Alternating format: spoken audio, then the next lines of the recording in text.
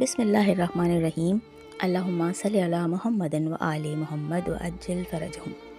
ہم بات کر رہے ہیں سورہ کہف کی۔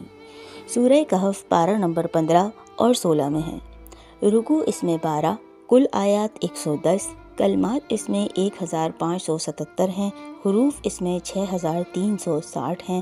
آیت نمبر 25 اور 26 کا ترجمہ یہ ہے کہ اور وہ اپنے غار میں 300 سال تک سوتے رہے اور 9 کا اضافہ کیا۔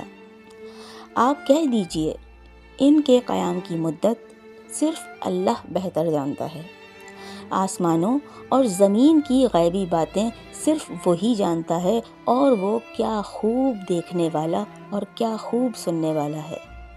اس کے سوا ان کا کوئی سرپرست نہیں، اور نہ ہی وہ کسی کو اپنی حکومت میں شریک کرتا ہے۔ اصحاب کہف قیصر روم تھیوڈوسس کے عہد سلطنت میں تقریباً 445 عیسوی میں بیدار ہوئے، اور بقول بعض یہ کہ واقعہ قیصر دقیانوس کے عہد 249 سے 251 میں پیش آیا۔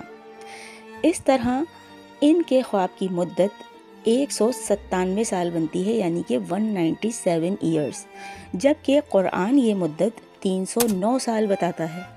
تو اس کے دو جواب ہیں۔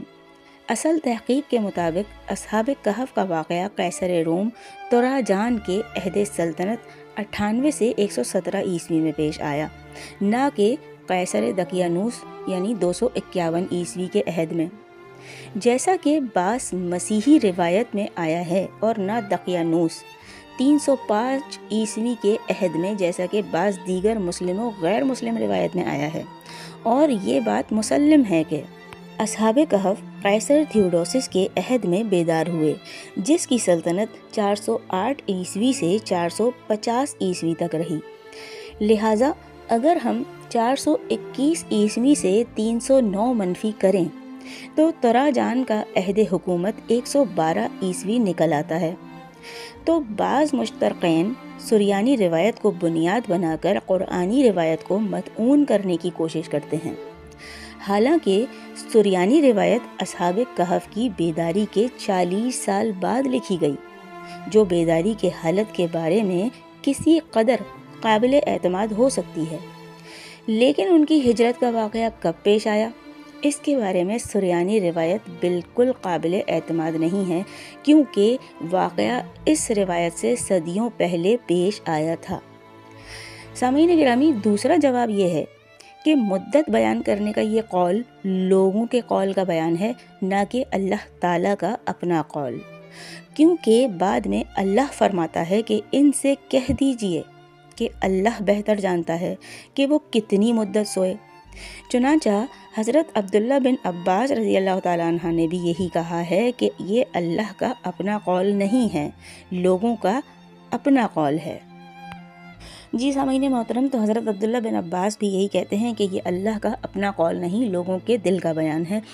تو کہا جاتا ہے کہ 309 سال کیوں نہیں کہا گیا، بلکہ یوں کیوں کہا گیا ہے کہ 300 سال اصحاب کہف غار میں رہے اور اوپر 9 سال؟ تو اس کا جواب یہ ہے کہ جیسا کہ جناب امیر المومنین امام علی مرتضیٰ علی علیہ الصلوۃ والسلام نے ایک یہودی سائل کے جواب میں فرمایا تھا کہ شمسی حساب سے 300 سال تھے اور قمری حساب سے 309، کیونکہ ہر شمسی 100 سال کے ساتھ 3 سال قمری کا اضافہ ہوتا ہے۔ جی سامعین گرامی، یہ تھا سورہ کہف کی آیت نمبر 25 اور 26 کا ترجمہ۔